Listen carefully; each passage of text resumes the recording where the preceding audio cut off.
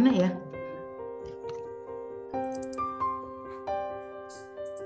Saya ingat kalau pas pulang ke Pringsewu, kebetulan saya juga kan dari Pringsewu. Saya ingat sekali, kita naik bis itu malam, kemudian almarhum itu selalu bilang, "Mbak, lapar apa enggak?" gitu. Karena mungkin kondisinya waktu itu tidak seperti sekarang ya. Saya bilang, "Saya bawa roti ini Tul," gitu. Saya biasa beli roti pisang yang tipis itu, tapi rasanya enak, terus ada kayak gula-gulanya itu. Kemudian almarhum bilang, "Enak loh Mbak, aku suka." Jadi mungkin saya sampai detik ini kalau pergi kemana dan lihat roti itu, maka dalam alam pikiran saya selalu ada Atul di situ. Kemudian sering sekali, jadi kalau mau pulang ke Pringsewu pasti kita bareng naik bis. Jam 8 malam itu baru sampai di Gading. Kemudian Atul itu sangat santun dan sangat halus, cantik orangnya, parasnya juga bersih, soleh anaknya, baik sekali. "Mbak, aku turun dulu ya, Mbak Yuni, hati-hati." "Iya Dek," saya bilang.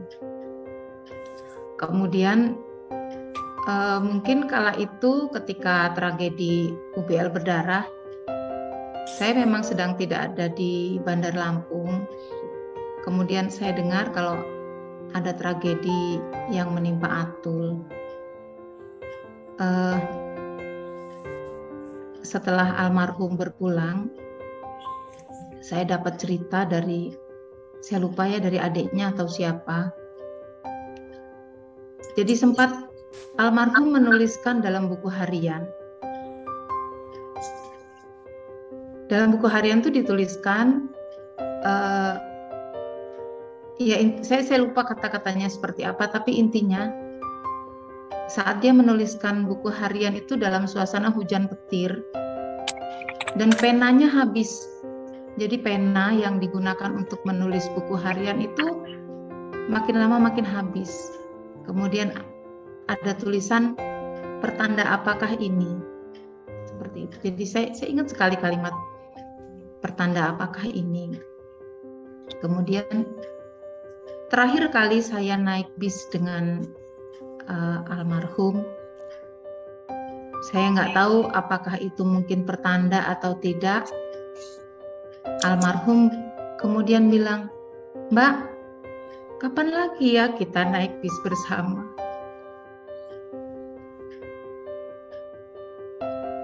Saya tidak punya firasat apa-apa kala itu. Saya justru menyadari bahwa yang dikatakan Atul itu adalah pesan terakhir untuk saya. "Mbak, hati-hati ya." Itu selalu dia ungkapkan.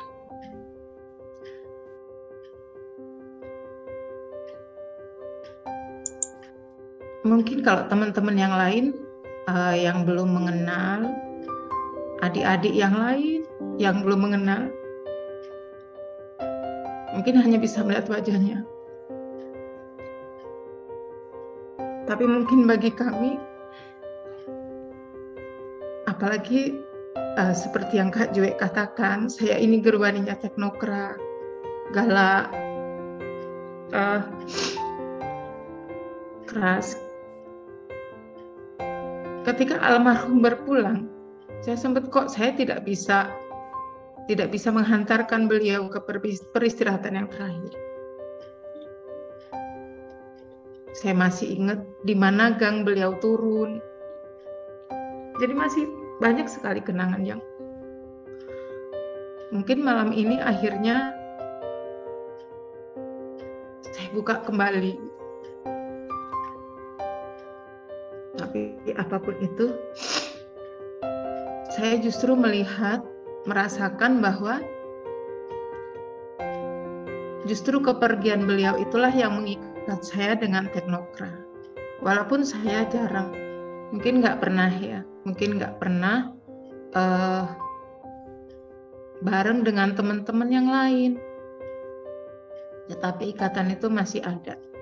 Dan bagi saya dibesarkan di teknokrat, harus bermalam, tidur bahkan bareng dengan orang-orang yang bukan muhrim saya, tetapi dalam keadaan aman. Itu hanya ada di Teknokrat, tidak ada di tempat lain-lain. Jadi merasakan bagaimana makan buka bontot bareng. Mungkin kalau adik-adik yang lain saat ini tidak merasakan seperti yang kala itu kami rasakan. Jadi mungkin kalau yang dikatakan Idi tadi tertekan, tapi saya melihat justru tekanan itu yang membuat anak-anak Teknokrat itu menyatu sampai sekarang.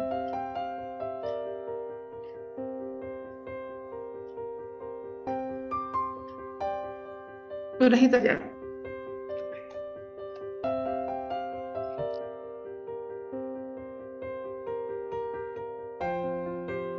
Saya masih ingat banget ya, pada saat itu memang lagi chaos ya di UBL, dan posisinya saya dari kosan ke Unila itu kondisi sudah benar-benar tidak aman ya buat mahasiswa, artinya kacau. Saya naik angkot pun sudah berbau gas air mata, sampai akhirnya saya sampai ke Teknokrat. Di Teknokrat waktu itu hanya saya ketemu Atul dengan adiknya. Kemudian saya dapat telepon dari si Reno telepon di Teknokrat, kemudian saya angkat. Beliau begini, Mbak, di Teknokrat ada siapa? Cuman ada Atul sama ini nih, sama si adiknya. Boleh saya ngomong, Mbak? Gitu kan. Akhirnya ngomong lah. Terus yang terima si Atul, sepertinya memang perlu kru Teknokrat yang harus turun lapang dengan kondisi yang ada waktu itu, karena memang sudah ada yang meninggal ya saat itu, 1 orang anak fisik. Kemudian pada saat itu si Atul dengan adiknya si Atul ini makan di ruang komputer yang kecil di ujung gitu, di ujung. Saya pun diajak makan. Ayo Mbak Yanti kita makan. Saya sampaikan, enggak lah, saya udah kenyang, saya kan barusan datang, saya dari kosan, saya udah masak, udah makan. Gak apa-apa Mbak, makan lagi nih bareng-bareng. Ini kita bontot. Tapi makanan itu nggak selesai selesai dimakan sama si Atul. Kemudian dia minta pamit, Mbak aku berangkat ya. Saya waktu itu udah nggak izinin loh. Udah nggak usah berangkat, saya bilang. Kondisinya lagi genting, chaos, dan gas air mata tuh baunya bener-bener sesak lah di mata, juga pedes, saya sampaikan begitu. Nggak Bang, nggak apa-apa karena saya harus meliput, nggak ada fotografer di sana. Akhirnya ya udah saya izinkan. Ya udah tuh kamu boleh berangkat dengan catatan hati-hati ya, soalnya bahaya banget kondisinya, genting. Iya Mbak, siap gitu. Akhirnya saat itu yang ada cuma saya sama Atul aja di Teknokrat, cuma berdua aja. Atul pergi. Kemudian tidak lama lagi Reno telepon lagi, hanya mungkin selang 1 jam mungkin ya. Reno telepon lagi, saya ngangkat. Mbak, kenapa Ren? Atul kena tembak Mbak. Saya langsung deg. Jangan saya gimana kondisinya sekarang di Advent Mbak? Saya langsung berangkat saat itu juga ke Advent. Kemudian ketemu di sana, si Atul sudah berbaring di rumah sakit dengan kondisi yang benar-benar rumah sakit Advent itu penuh dengan orang luka-luka akibat dari chaos yang menyebabkan gas air mata, juga baunya. Nah, bau banget lah, pokoknya mata kita cuma sampai pedih banget. Saya di situ atau sudah terbaring dan dia sudah mulai muntah-muntah. Jadi makanan yang dimakan hari itu semua keluar hari itu. Muntah-muntah. Kemudian saya bilang, "Atul tenang ya." Saya bilang, "Tenang ya Tul ya. Insyaallah segera ditanganin." Dan saat itu saya ada kemudian Penny datang juga tuh, Penny Daruni.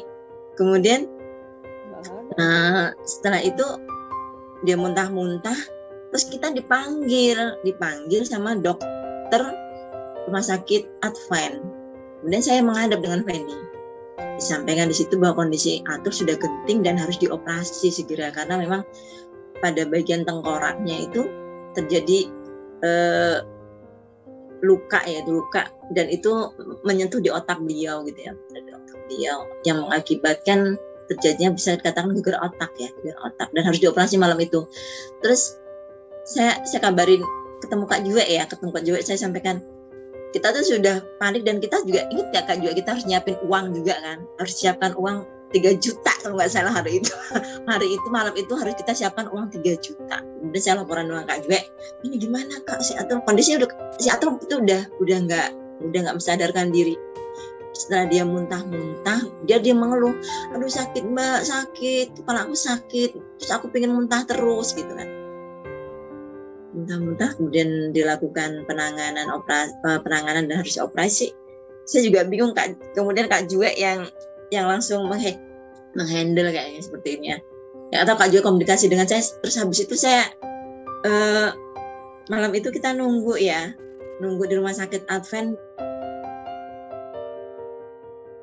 Setiap malam saya jaga. Saya ingat benar kalau Atul itu sudah mulai anfal, udah mulai nggak sadar tuh ya.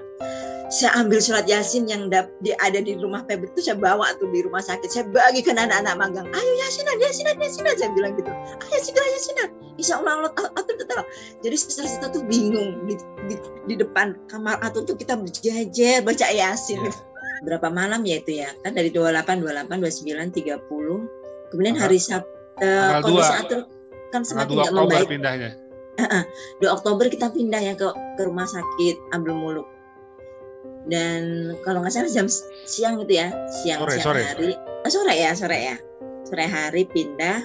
Terus malamnya saya dipanggil tuh sama dokter yang memang bertanggung jawab terhadap Atul jam 10 kalau nggak salah, jam 10 malam, menyampaikan bahwa kondisi Atul ini udah memang kita sudah diminta untuk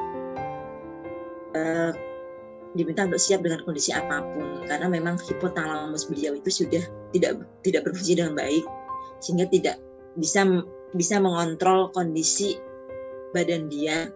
Yang saat itu kalau malam itu kalau panas banget, kalau dingin benar. Masih ingat nggak waktu itu ada nggak yang jaga malam itu? Jadi saya tuh sampai beli minyak kayu putih untuk balurin badan Atul seluruh tubuhnya, karena kondisi badan kalau dia pas dingin banget. Saya balur tuh semua, saya dibalur. Kalau panas banget. Kemudian jam berapa ya?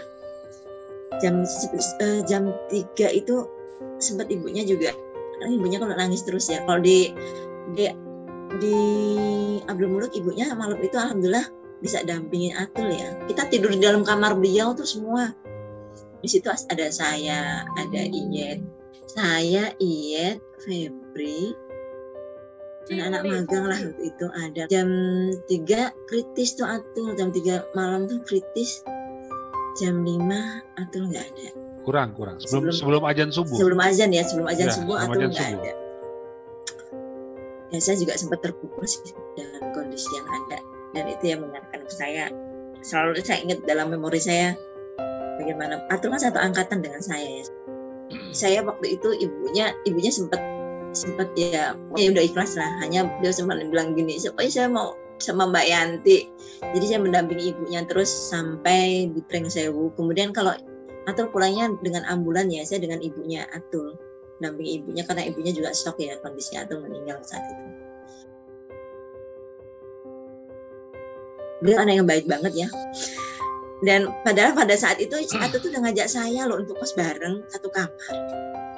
Nggak tahu kok Kodarullah nggak jadi gitu. Dia di Kopi, saya tetap di Lada. Waktu itu dia udah ngajakin, ayo Mbak kita satu kamar. Tapi Kodarullahnya saya nggak jadi satu kamar sama beliau. Kemudian selang 1 minggu udah nggak ada. Gitu. Mungkin itu kenangan saya terhadap Sayyidatul Fitriyah. Mudah-mudahan insya Allah husnul khotimah dan mendapatkan tempat terbaik insya Allah. Amin.